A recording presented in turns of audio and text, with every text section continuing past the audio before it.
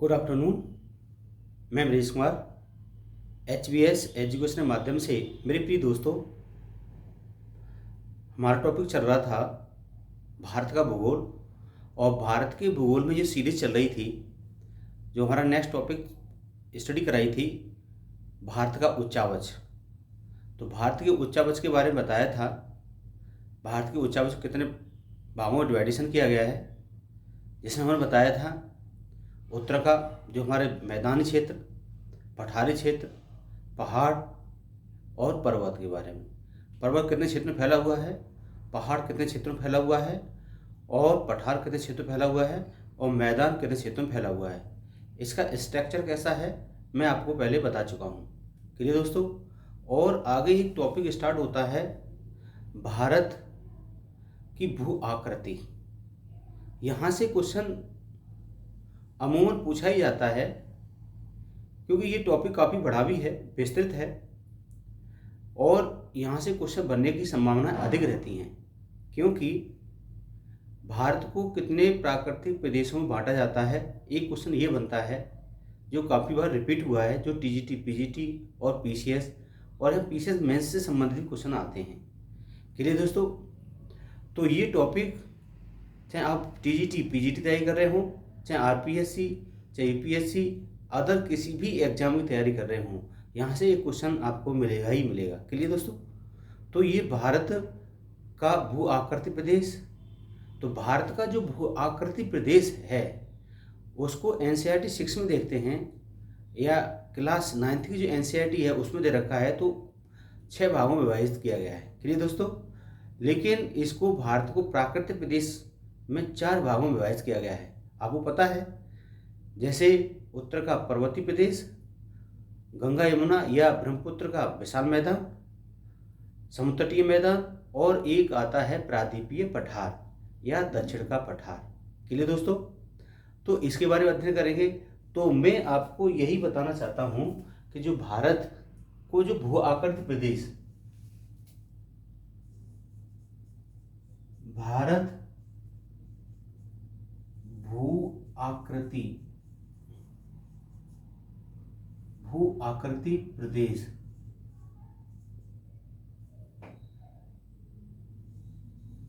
Geomorphic reason of India,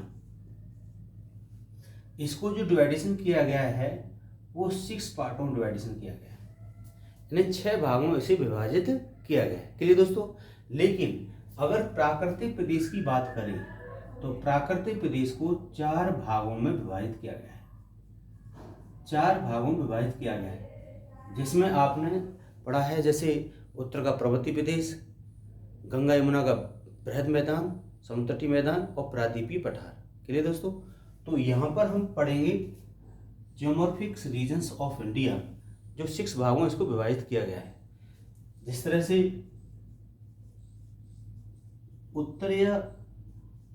उत्तरी पूर्वी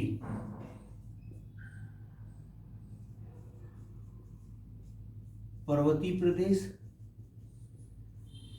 number 2 उत्तर का विशाल मैदान,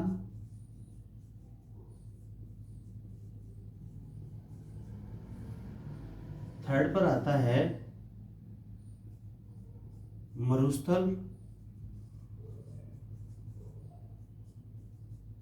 मरुस्थलीय प्रदेश, नंबर 4 पर आता है समुद्र तटीय मैदान, नंबर 5 पर है भारत का प्रायद्वीपीय पठार या दक्षिण भारत का पठार। के लिए दोस्तों, नंबर 6 पर होता है द्वीप समूह, जो आपकी NCERT 6 और 9th की दे रखा है। क्लियर दोस्तों। तो इसमें हमको कितने भागों में, 6 भागों में विभाजित किया गया है। लेकिन अगर ये क्वेश्चन आए भारत को कितने प्राकृतिक प्रदेशों में बांटा गया है, तो 4 भागों में विभाजित किया गया है। क्लियर दोस्तों, अगर इस तरह से आता है तो अलग अलग इसका अध्ययन करते हैं। इसमें देखते हैं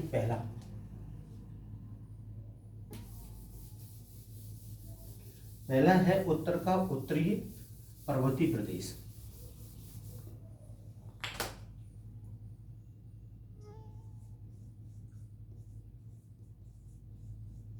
उत्तरीय पूर्वीय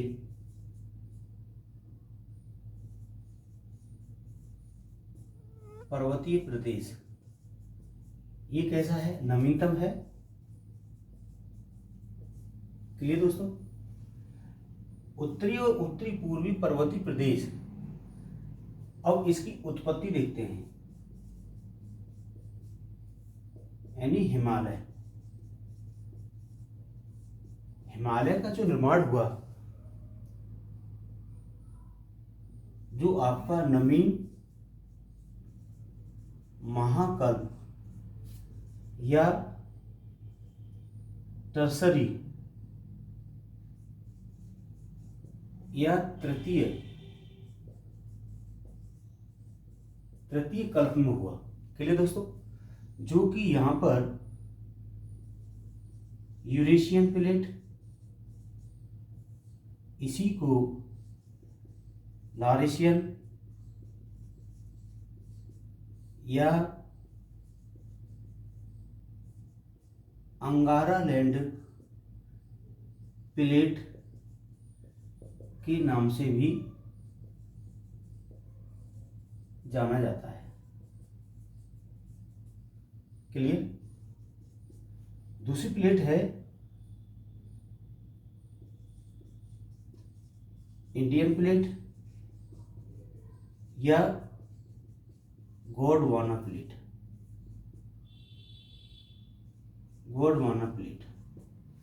क्लियर, यानी इंडियन प्लेट या गोंडवाना प्लेट। जिस तरह से ये दो प्लेट है, ये कुछ यूरेशियन प्लेट है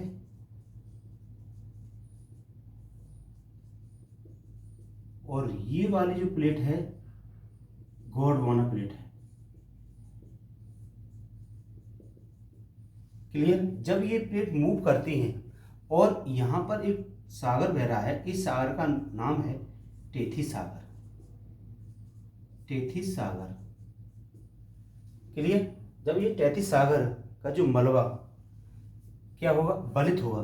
जब इसका मलबा क्या होगा? बलित होने से यहाँ पर क्या है? नवीन बलित पर्वतों का निर्माण होगा।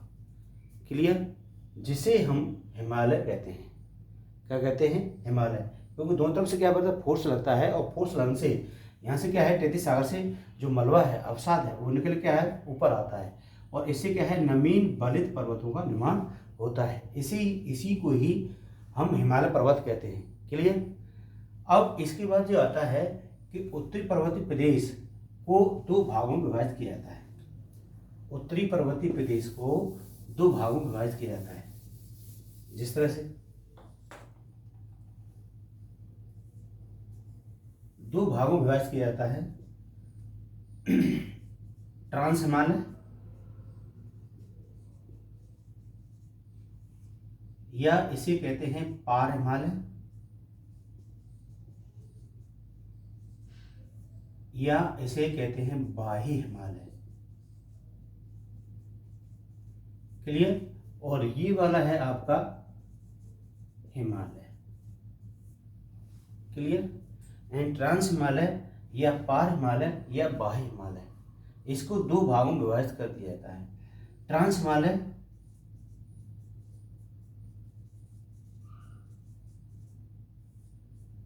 हिमालय, इस ट्रांस हिमालय में हमारी कई एक क्या है? सीरीज है। जिस तरह से नंबर फर्स्ट पर आती है काराकोरम श्रेणी, नंबर 2 पर आती है लद्दाख श्रेणी, नंबर 3 पर आता है कैलाश श्रेणी, और नंबर 4 पर आती है जास्कर श्रेणी। जास्कर श्रेणी। क्लियर। काराकोरम श्रेणी जो है वो आपके भारत और तिब्बत में फैली हुई है।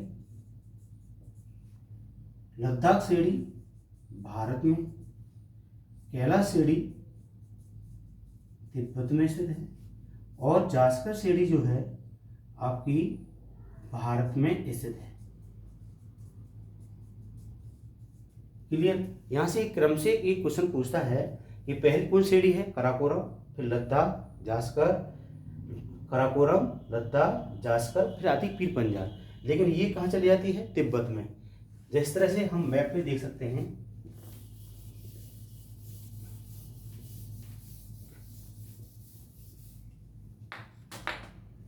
जम्मू एंड कश्मीर का मैप बनाते हैं, जिस तरह से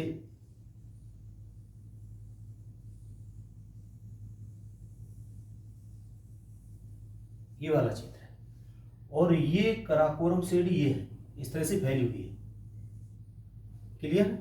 काराकोरम ये आपकी लद्दाख और ये जास्कर और ये है आपका कैलाश पर्वत। इसे कहते हैं काराकोरम श्रेणी। और ये कौन सी श्रेणी है, लद्दाख। और ये कौन सी श्रेणी है, जास्कर श्रेणी। और ये कौन श्रेणी है, कैलाश श्रेणी है। अब मैप के थ्रू आपको क्लियर हो गया हो कंसेप्ट। यानी कि दो श्रेणी कहाँ पड़ती है हमारे, तीन श्रेणी कहाँ पड़ती है, इंडिया में काराकोरम, लद्दाख और जास्कर, वही तिब्बत में पड़ती है। इधर कैलाश पर्वत श्रेणी है वो किधर पड़ती है आपकी, तिब्बत क्षेत्र में पड़ती है। क्लियर दोस्तों। तो ये क्वेश्चन यहाँ से पुट अप होता है। तो सबसे आपकी जो ये है प्राचीनतम ये है काराकोरम, फिर बनती है लद्दाख, फिर आती है जास्कर, फिर आती है कैलाश। क्लियर दोस्तों। तो ये आज हमने इसका जो विस्तृत रूप पढ़ा कि भारत को उत्तरी पर्वतीय पूर्वी पर्वतीय प्रदेश जो नवीनतम क्या है, पर्वत है। क्लियर। और यहाँ पर इसकी जो उत्पत्ति कैसे हुई उसके बारे में बताया। ट्रसई काल में इसकी उत्पत्ति हुई। अंगालैंड और गोंडवालैंड किससे से टकराई और टकराने से तैतीस आ गया था। वहां पर क्या है, जो मलबा था बलित होकर के क्या बना, एक पर्वत का निर्माण हुआ। क्लियर। इसको हम क्या कहते हैं, हिमालय पर्वत कहते हैं। और हिमालय पर्वत में भी यहाँ अनेक क्या है, श्रेणी है, सीरीज है। जैसे काराकोरम श्रेणी, लद्दाख श्रेणी, जास्कर श्रेणी और कैलाश श्रेणी। क्लियर दोस्तों। और नेक्स्ट वीडियो में हम बिलोंग पढ़ेंगे काराकोरम श्रेणी, अलग अलग पढ़ेंगे काराकोरम श्रेणी। और काराकोरम श्रेणी क्या है, इसमें कौन से दर्रे हैं, इसकी ऊंचाई क्या है, K2 कहाँ पर स्थित है, इसमें कौन से ग्लेशियर आते हैं। क्लियर दोस्तों। तो काराकोरम श्रेणी में आपको पता ही है, यहाँ से हम ग्लेशियर पढ़ेंगे, बतूरा ग्लेशियर, हिप्सन ग्लेशियर, बतूरा, हिप्सन, ब्याफो, बालतोरा और ये सियाचिन ग्लेशियर है। ठीक है, नुम्ब्राई घाटी है। ये हम आपको कल अध्ययन करते हैं। क्लियर दोस्तों। तो ये इसके नेक्स्ट टॉपिक होगा हमारा काराकोरम श्रेणी। अगर हमारी वीडियो पसंद आए उसे लाइक करें, शेयर करें, सब्सक्राइब करें। जय हिंद, जय भारत।